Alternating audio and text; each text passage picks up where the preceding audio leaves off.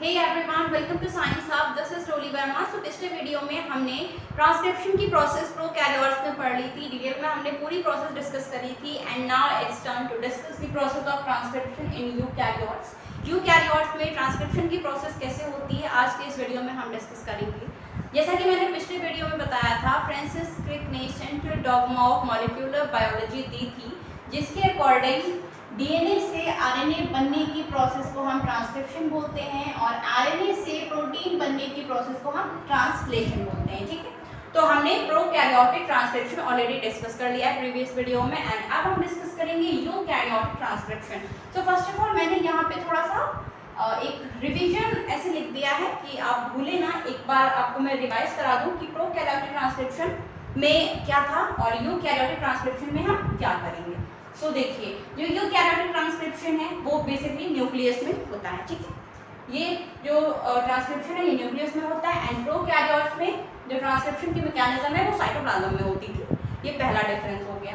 Next, जो transcription के लिए जो एंजाइम था, यानी enzyme responsible for transcription prokaryotes में था आरएनए पॉलीमरेज। ठीक है, बट यहाँ पे तीन टाइप के एंजाइम्स हैं, RNA polymerase first, RNA polymerase second, RNA polymerase third. देखिए, आरएनए तीन टाइप के होते हैं, rRNA, mRNA, tRNA, transformer RNA, messenger RNA and transfer RNA. हमने ये तीनों पढ़े हैं। तो यूकैरियोट्स में ये जो तीन टाइप के आरएनए हैं, ये तीनों आरएनए अलग अलग एंजाइम्स की हेल्प से बनते हैं। यानी जो आरआरएनए है वो पॉलीमरेज फर्स्ट एंजाइम की हेल्प से बनेगा and mRNA polymerase second enzyme, tRNA polymerase third enzyme. But यहाँ पे प्रोकैरियोट्स में एमआरएनए, टीआरएनए, आरआरएनए, जो भी आपको आरएनए बनाना है सबके लिए आरएनए पॉलीमरेज आसानी से बना देगा, कोई दिक्कत नहीं होगी, वो सारे आरएनए बनाता है। बट यहाँ पे हर आरएनए के लिए अलग अलग पॉलीमरेज की नीड पड़ेगी। Next, no requirement of sigma and rho factor. Eukaryotic transcription में कोई सिग्मा फैक्टर, कोई रो फैक्टर की कोई जरूरत नहीं है, बट यहाँ पे रो फैक्टर और सिग्मा फैक्टर की नीड थी।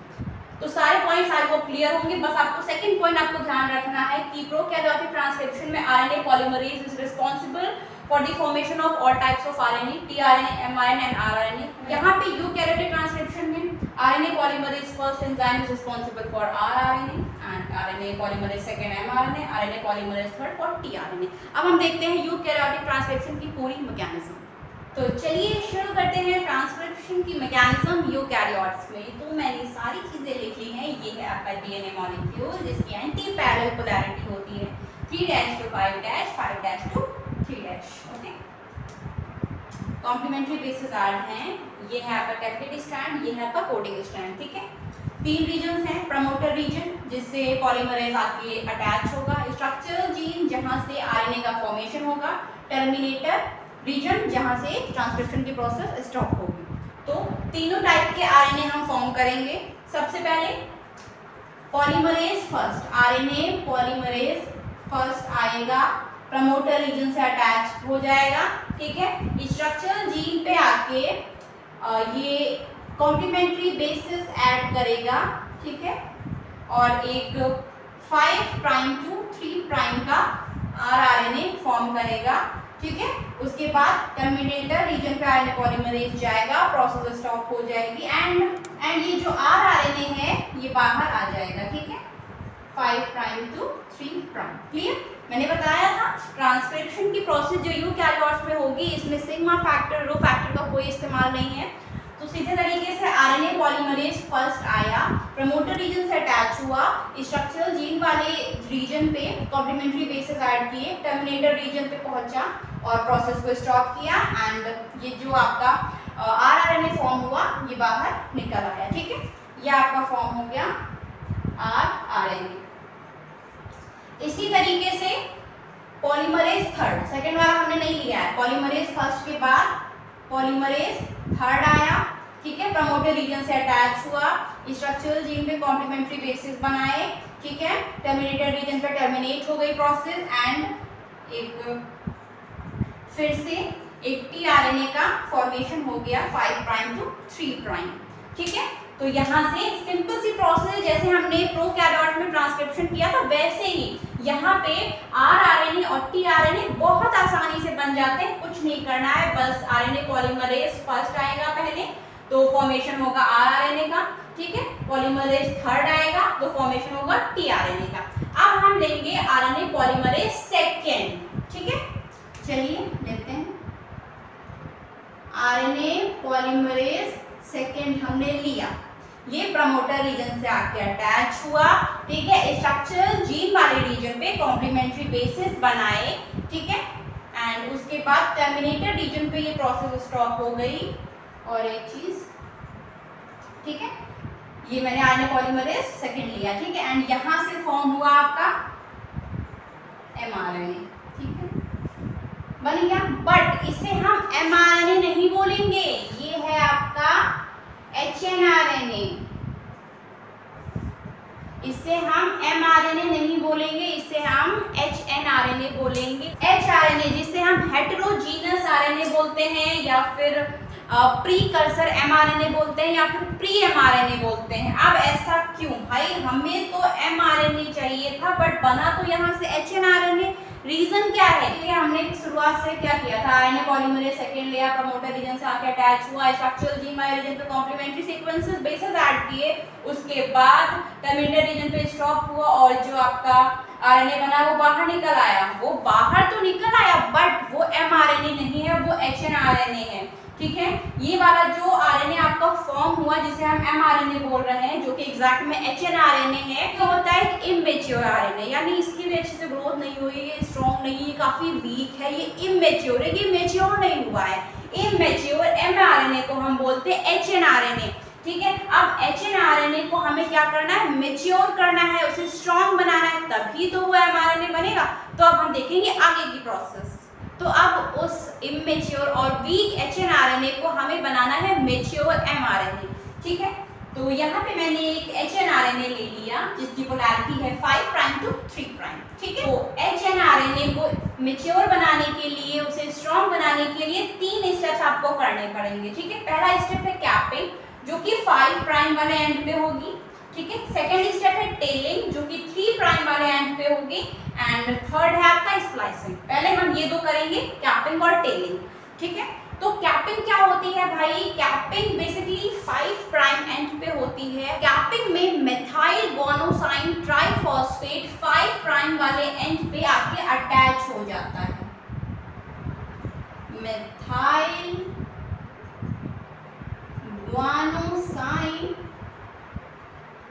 ट्राइफॉस्फेट ये आके 5 प्राइम वाले एंड पे अटैच हो जाता है, जिससे हम कैपिंग बोलते हैं। तो पहला स्टेप क्लियर हो गया। सेकेंड स्टेप है आपका टेलिंग, जो कि 3 प्राइम एंड पे होता है। टेलिंग में क्या होता है, एडेनोसाइन मोनोफॉस्फेट आके 3 प्राइम वाले एंड पे अटैच हो जाता है। लगभग 200 to 300 एडेनोसाइन मोनोफॉस्फेट 3 प्राइम वाले एंड पे आकर अटैच हो जाता है। तो ये दोनों स्टेप हो गए, कैपिंग मेथिल गुआनोसाइन ट्राइफॉस्फेट आके अटैच होता है, टेलिंग में एडेनोसाइन मोनोफॉस्फेट, ठीक है। तो ये दोनों स्टेप्स हो गए, ओके। अब स्प्लाइसिंग क्या होता है, देखिए पहले अभी जब मैंने ट्रांसक्रिप्शन किया था rRNA और tRNA के लिए, उसमें मैंने कुछ ऐसा बनाया था, मतलब ये आपका प्रमोटर रीजन है, ये स्ट्रक्चरल रीजन है, ये टर्मिनेटर रीजन है। तो देखा होगा आपने जो स्ट्रैंड था उसमें एक स्पेसिफिक रीजन था जहां पे हम कोड करते थे mRNA के लिए। हमने ऐसा तो किया नहीं कि प्रमोटर के रीजन में हमने mRNA बना दिया, ऐसा तो कुछ नहीं किया था ना, हमने स्ट्रक्चरल जीन वाले रीजन में ही mRNA फॉर्म किया था। तो ये जो स्ट्रैंड है ना, इसमें कुछ ऐसे स्पेसेस होते हैं, ऐसे पोर्शन होते हैं, ऐसे रीजन होते हैं, जो वो रीजन्स होते हैं ना, सिर्फ वही रीजन प्रोटीन के लिए कोड करते हैं, ठीक है। जैसा कि जो डीएनए मॉलिक्यूल था उसमें एक जो सिंगल स्ट्रैंड था उसमें कुछ रीजन था ऐसा, सिर्फ उसी रीजन में हम mRNA फॉर्म करते थे, ठीक है। उसी तरीके से इस hnRNA में कुछ ऐसे पोर्शंस हैं जो कि फंक्शन करते हैं, ठीक है, जो कि सिर्फ वही पोर्शंस प्रोटीन के लिए कोड करेंगे, ठीक है। तो ये वाले जो रीजन्स हैं इनको हम बोलते हैं एक्सॉन्स, ठीक है। ये जो रेड वाले रीजन मैंने डॉट किए हैं ये होते हैं एक्सॉन्स। और ये वाले जो रीजन्स हैं जिन्हें हम नॉन फंक्शनल बोलते हैं, ठीक है, जो किसी भी चीज के लिए कोड नहीं करते हैं, इन्हें हम बोलते हैं इंट्रॉन्स। क्लियर? ये है आपके इंट्रॉन्स, ध्यान से सुनिएगा, ठीक है। ये फंक्शनल वाले जो रीजन है इनको हम बोलते हैं एक्सॉन्स, जो कि प्रोटीन के लिए कोड करते हैं, ठीक है। एंड ये इंट्रॉन जो कि नॉन फंक्शनल है। तो स्प्लाइसिंग के प्रोसेस में क्या होता है, ये जो नॉन फंक्शनल रीजन है ना इंट्रॉन्स, ये हट जाते हैं, ये रिमूव हो जाते हैं एंड ये जो एक्सॉन्स वाले रीजन है ये एक में जुड़ जाते हैं साथ में। समझ रहे हैं ना? अगर हम ये वाले रीजन्स हटा देंगे इंट्रॉन्स वाले, तो ये रेड वाले यानी जो एक्सॉन्स हैं ये एक साथ में जुड़ जाएंगे। यही प्रोसेस होती है स्प्लाइसिंग, इसी को हम बोलते हैं स्प्लाइसिंग। जो नॉन फंक्शनल रीजन्स हैं उनको हम हटा दें और जो फंक्शनल रीजन है यानी एक्सॉन्स वो एक साथ में जुड़ जाएं, इस प्रोसेस को हम बोलते हैं स्प्लाइसिंग।